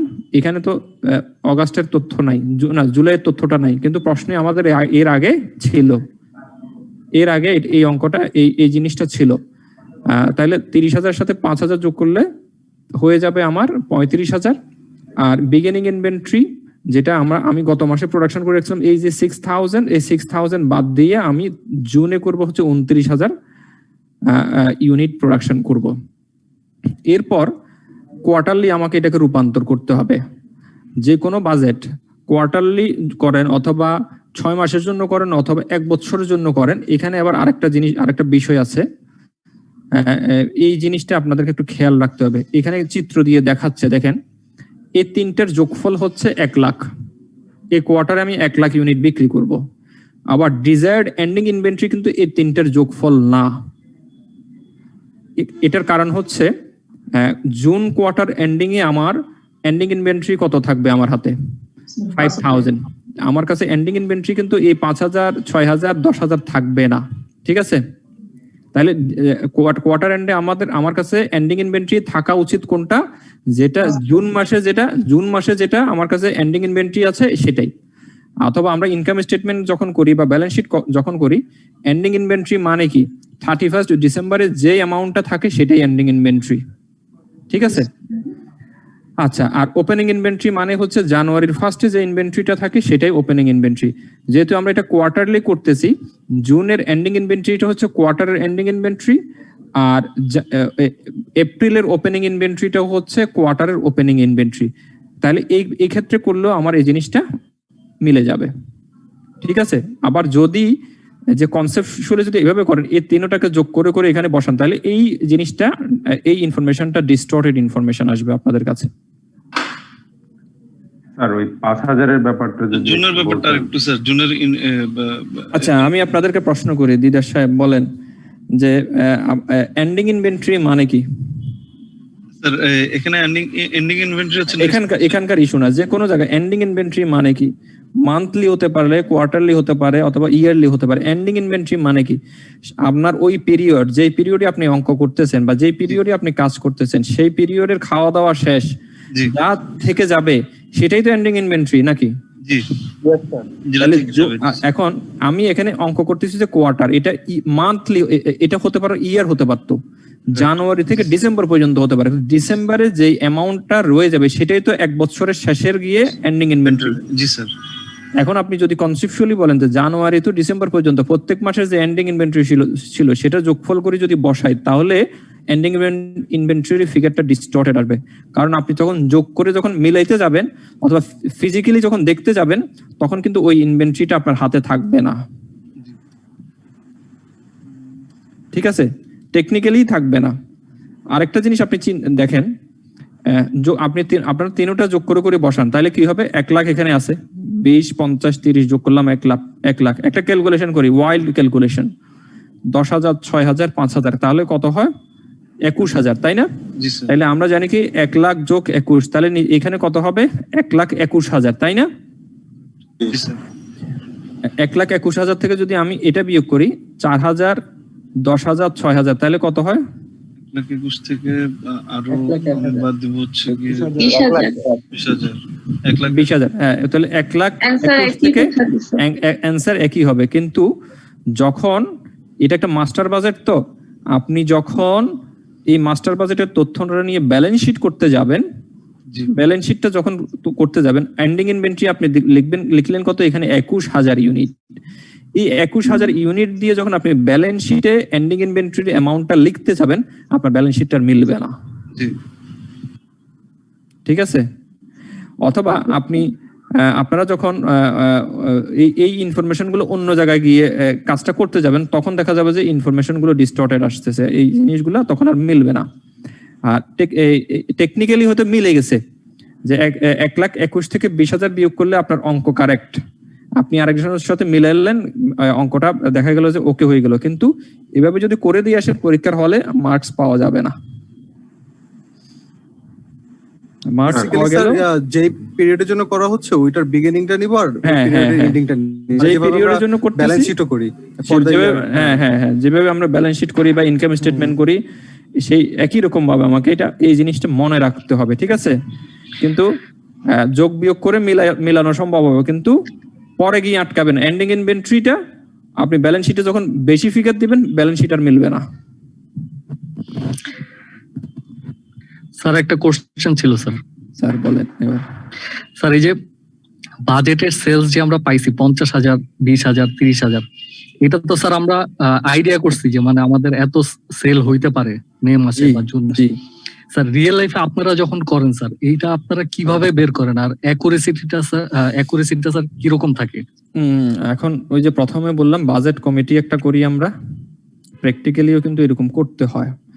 বাজেট যখন করা হয় প্রত্যেকটা ডিপার্টমেন্টের লোকজনকে জড়ো করে একসাথে বসাইয়া এই বাজেটটা করতে হয়। আমি সেলসের ফিগারটা কিভাবে পাবো? প্রথম হচ্ছে আমি গত বছরের সেলসের ফিগারগুলো নিয়ে সেলস ডিপার্টমেন্টকে বলবো যে ভাই জানুয়ারি থেকে ডিসেম্বর পর্যন্ত আপনাদের এই মাসে এই কোয়ান্টিটি এই প্রোডাক্টগুলো আপনারা বিক্রি করছেন। এখন মার্কেটে একটা জিনিস, মার্কেটের ডিমান্ড সব সময় বাড়ে, ম্যাক্সিমাম সময় বাড়ে। মার্কেটের সাইজটা বাড়লো, অথবা এই মার্কেটের সাইজ থেকে আমি যদি আগে যে পার্সেন্টেজে নিতাম একই পার্সেন্টেজ যদি নিতেই যাই, তাহলে দেখা যাবে আমাকে 10% অথবা 15% আমাকে কি করতে হবে? ইনক্রিমেন্ট করতে হবে। ঠিক এইভাবে করে কিন্তু আমরা একটা সেলস বাজেটের কোয়ান্টিটিটা নেই কার থেকে? সেলস ডিপার্টমেন্ট থেকে। সেলস ডিপার্টমেন্ট থেকে টপ ম্যানেজমেন্ট ইনস্ট্রাকশন দেয়, আপনি এই বছর এই পরিমাণ বিক্রি করলেন এই মান্থ ওয়াইজ, পরবর্তী মাসে আপনি পরবর্তী বছর আপনি কি বিক্রি করবেন, সেই ফিগার গুলো দেন। সেই ফিগারের বেসিসে দেন আমরা ক্যালকুলেশনটা শুরু করি। ঠিক আছে? জি স্যার। এটা কি স্যার অ্যাকুরেট হয়? মানে না, অ্যাকুরেট না হলেও 90% মিলে যেতে হবে। 90 বা 90%-এর বেশিরভাগ মিলে যেতে হবে। যদি মিলে না যায় তাহলে আপনি বাজেট করতে পারবেন না। আমি কিছুক্ষণ আগে আপনাদেরকে একটা এক্সাম্পল দিলাম, সেই এক্সাম্পলটা হচ্ছে এভাবে বলছিলাম যে আমি আমার বাসার জন্য যে বাজেটটা করি, যেমন আমার বাসার বাজেটটা আমি করি না, আমার বাসার যিনি আমাকে থাকতে দেন কষ্ট করে, উনি ওই বাজেটটা করেন। আমাকে মাসের বেতন পাওয়ার আগে দিয়ে সাথে সাথে বলে দেয় এই মাসের বাসা ভাড়া এত, গ্যারেজ ভাড়া এত, বিদ্যুৎ বিল এত, গ্যাস বিল এত, ওই টিউশন ফি দিতে হবে বাচ্চার এত, হুজুরকে বিল দিতে হবে এত টাকা, বুয়ার বিল এত টাকা, এই ট্রিটমেন্টের জন্য এত টাকা, ওই মায়ের জন্য পাঠাতে হবে এত টাকা, তা এই জিনিসটা উনি আমাকে করে দেন, ঠিক আছে না? এখন দেখা গেল যে উনার যে ফিগার আমি যেটা দিচ্ছি এটা যদি মিসম্যাচ হয় তাহলে তো এই বাজেটের কোনো মূল্য থাকে না। মিসম্যাচ হতে পারে, আমার ঘরের জন্য বাজেট করা হলো 1 লক্ষ টাকা, কিন্তু মাস শেষে 1,05,000 টাকা খরচ হতে পারে, অথবা 5,000 টাকা সেভ করতে পারি আমরা। আনএক্সপেক্টেড ইভেন্টের জন্য যে টাকাটা রাখলাম সেটা সেভ হয়ে যেতে পারে। কিন্তু যদি বাজেট করা হলো 1 লক্ষ টাকা, খরচ হচ্ছে 1.5 লক্ষ টাকা, তাহলে আমার যিনি মালিক তাইলে উনার কাছে তো আমি আর আমার কোনো দাম থাকবে না। আমরা যারা অ্যাকাউন্টেন্ট আমরা যে বাজেটগুলো করব সেটা একটা মিনিমাম স্টেজে নিয়ে আসতে হবে, আদারওয়াইজ এই বাজেটের কোনো মূল্য থাকবে না। বাজেটটা এখানে একটা প্রবলেম হয়, আমরা সেই জিনিসগুলো বলি নেই যে বাজেটকে অ্যাচিভেবল করার জন্য আমি সে ফর এক্সাম্পল সেলসকে আমি যখন বললাম যে তুমি এই কোয়ান্টিটি গুলো দাও, সে আমাকে 20,000, 50,000, 30,000 দিল, সে কিন্তু দুষ্ট আছে। দুষ্টটা কি, সে করবে কি, দেখা গেল যে অ্যাচিভ যা করতে পারবে তাই বাজেট বলে। সেক্ষেত্রে অ্যাকাউন্টেন্ট হিসেবে আমাদেরও দায়িত্ব আছে যে বাজেট উনি যা অ্যাচিভ করতে পারবে তাই যদি দেয়, তাহলে সে দেখা যাবে যে বছর শেষে সে এটা অ্যাচিভ করে ফেললো বা তার থেকে বাজেট থেকে এক্সিড করে বিক্রি করলো, সে দেখা গেলো যে তার পারফরমেন্স বেশি। এই যে একটা ফাঁক ফোকর থেকে যায়, এটাকে বলা হয় বাজেটারি স্ল্যাক। এটাও কিন্তু আমাদের একটা কনসেপ্ট। স্যার এবার বলেন, প্রশ্ন বলেন। স্যার 5,000 এরটা যদি আরেকবার একটু বলতেন। না ওইটা 5,000 ক্যালকুলেশন আসছে ওই যে জানুয়ারি, February, March, April, May, June এরকম কোয়ার্টার করলে জুলাইয়ের যে ইয়াটা আছে 25,000। আপনি কোয়ার্টার করেন, ইয়ারলি করেন।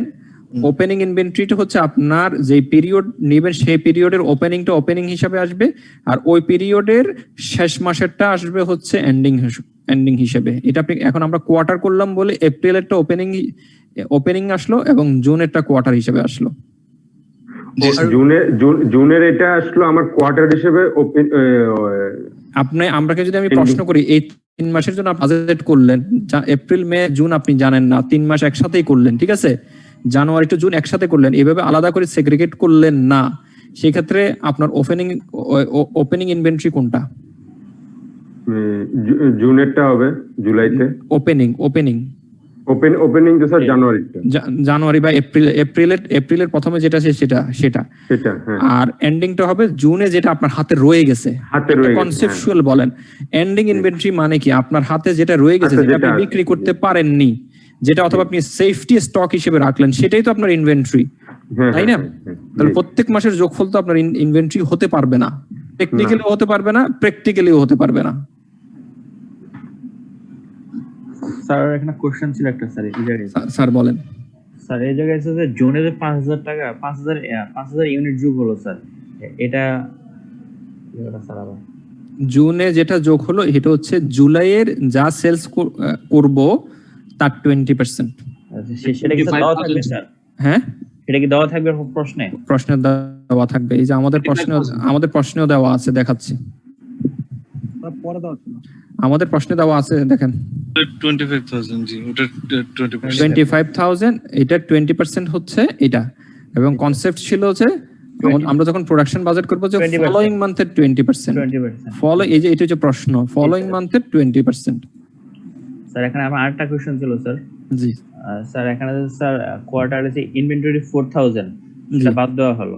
হ্যাঁ এটা তো ইনভেন্টরি আপনার ওপেনিং রয়ে গেছে, আপনি তো আর এটা প্রোডাকশন করা লাগবে না।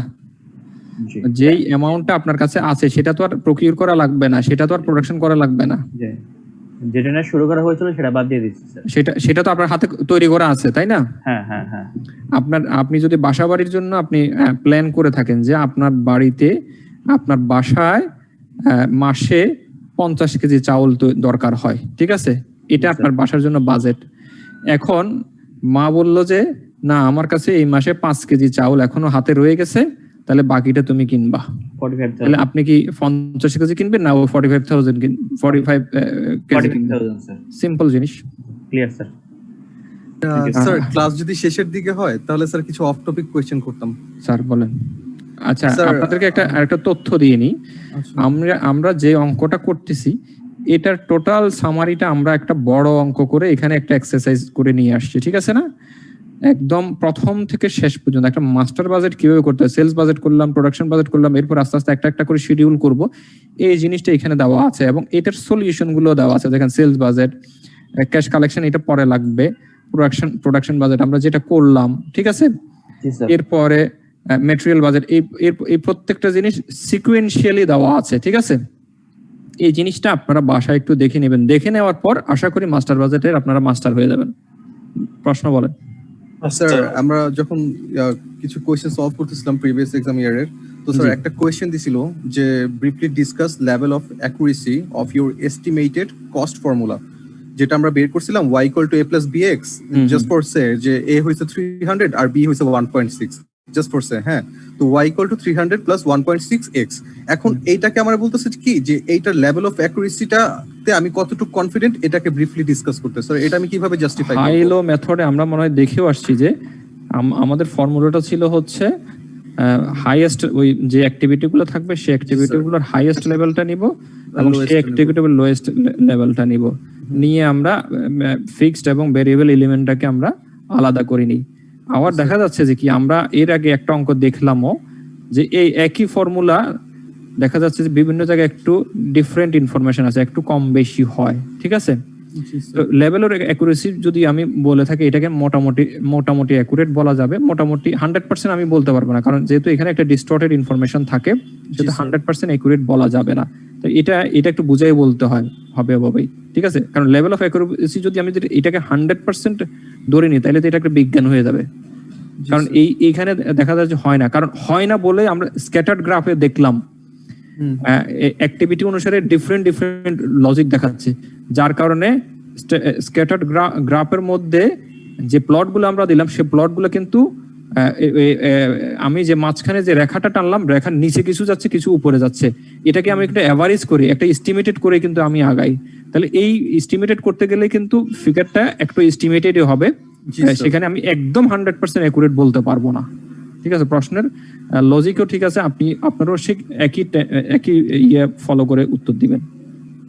আচ্ছা স্যার আরেকটা জিনিস, স্যার এখানে যে বাজেটের সেলস এর আমরা যে অ্যামাউন্ট গুলো বা ফিগার গুলো পেয়েছি স্যার, এগুলোকে আমরা হিস্টোরিক্যাল ডেটা অ্যানালাইসিস করে করব নাকি এসজিআর আইজিআর ওগুলো আপনাদেরকে দেওয়া থাকবে? আচ্ছা তাহলে তো আর যদি দেওয়া এভাবে বলে দেওয়া না থাকে তাহলে বলে দিবে যে গত বছরে যা ছিল তাই ছিল, বা কোনো না কোনো ভাবে আপনাকে ইনফর্ম করা হবে, ইনফর্ম না করে অঙ্কটা করতে বলা হবে না। আচ্ছা thank you sir. Sir SGR IGR এর ঝামেলা নাই তো এখানে? না। আচ্ছা আচ্ছা, আর কারো প্রশ্ন আছে? স্যার ওই অপারেটিং বাজেট আর ফিনান্সিয়াল বাজেটের কনসেপ্টটা ক্লিয়ার হয় নাই আমার। আচ্ছা আমরা আর স্যার স্কেডিউল গুলো বলতে কি বোঝাচ্ছেন ওইটাও একটু বললেন। স্কেডিউল মানে হচ্ছে এই যে এখন একটা এই স্কেডিউল করলাম, এটাও কিন্তু একটা স্কেডিউল। আচ্ছা, এখানে আরো অনেকগুলো করব, একটার পর একটা করতে থাকবো, ক্যাশ কালেকশন থেকে শুরু করে যা করব সবগুলো কিন্তু মানে ইনকাম স্টেটমেন্টের জন্য। ইনকাম স্টেটমেন্ট হচ্ছে, ইনকাম স্টেটমেন্টে তো আসলে অপারেটিং রেজাল্টটা থাকে, এই অপারেটিং রেজাল্ট পাওয়ার জন্য যে স্কেডিউল গুলো করব সেগুলোই হচ্ছে আমার মানে যে স্টেটমেন্ট গুলো করবো সেগুলো হচ্ছে স্কেডিউল। আচ্ছা, ওই যে অপারেটিং বাজেট মানে হচ্ছে ইনকাম স্টেটমেন্টের বাজেট, ইনকাম স্টেটমেন্ট এবং তার সাথে রিলেটেড যে স্টেটমেন্ট গুলো করবো, যে স্কেডিউল গুলো করবো সেগুলো। আপনার সময় শেষ হয়ে গেছে 2-3 মিনিট স্যার, পরবর্তী ক্লাস আছে তো স্যার? আচ্ছা ঠিক আছে, আপনাদের 6:45 ক্লাস, আমি 2 মিনিটে শেষ করছি। আচ্ছা ঠিক আছে। আচ্ছা আমরা ইনকাম স্টেটমেন্টের জন্য যে স্কেডিউল গুলো করবো সেগুলো হচ্ছে অপারেটিং বাজেট, ঠিক আছে। আর ফিনান্সিয়াল বাজেট মানে হচ্ছে ফাইন্যান্স থাকতে হবে, ক্যাশ রিলেটেড ইস্যুগুলো থাকতে হবে। যেমন আমি প্রোডাকশন বাজেট করলাম, প্রোডাকশনের কোয়ান্টিটি বাজেট করলাম, সেখানে কিন্তু ক্যাশের কোনো অ্যামাউন্ট নাই। আমি যদি কত ইউনিট প্রোডাক্ট পারচেজ বাজেট করি সেখানেও এই কোয়ান্টিটি থাকতে পারে, কিন্তু সেখানে ক্যাশের ইনফ্লো আউটফ্লোর কোনো তথ্য থাকবে না, সেক্ষেত্রে সেগুলো কিন্তু ফিনান্সিয়াল বাজেট হচ্ছে না, সেগুলোকে অপারেটিং বাজেট হিসাবে গণ্য করা হয়। আর যেখানে ক্যাশের ইনফ্লো আউটফ্লোর ইস্যু থাকবে সেগুলো হচ্ছে financial budget. Say for example cash budget আমরা দেখলাম হচ্ছে স্টেটমেন্ট অফ ক্যাশ ফ্লোস, সেখানে একদম অ্যাবসলিউটলি ক্যাশ কালেকশন কত হবে, ক্যাশ কত পেমেন্ট হবে, 3টা অ্যাক্টিভিটিতে আমরা ভাগ করিনি। এরপরে দেখেন ক্যাপিটাল বাজেট একই রকম, আমি কত টাকা ইনভেস্টমেন্ট করলাম, মানে ক্যাশ আউটলে কত টাকা হলো, আর একটা থাকবে হচ্ছে ক্যাশ ইনফ্লো ইয়ার ওয়াইজ, সেগুলোকে আমরা ডিসকাউন্টিং করে বাজেট করব। আবার এই এই এই জিনিসগুলোকে আমরা ফিনান্সিয়াল বাজেট বলে থাকি। এমনিতে স্যার সামনে এগুলো নিয়ে আরো কি আলোচনা থাকবে? হবে, আপনি আমার শীটটা একটু পড়ে নেবেন, দোনোটা শীট পড়ে আপনারা একটু আইডিয়া হয়ে গেলে দেন আমরা যেটা প্র্যাকটিস করব তার সাথে মিলে গেলেই কাজ শেষ। ওকে, জি স্যার। ঠিক আছে, সবাইকে ধন্যবাদ, ভালো থাকবেন। আজকের মতো আমরা শেষ করি। ওকে, থ্যাংক ইউ স্যার। ঠিক আছে, আমরা আজকের মতো শেষ করছি। ওকে, আসসালামু আলাইকুম।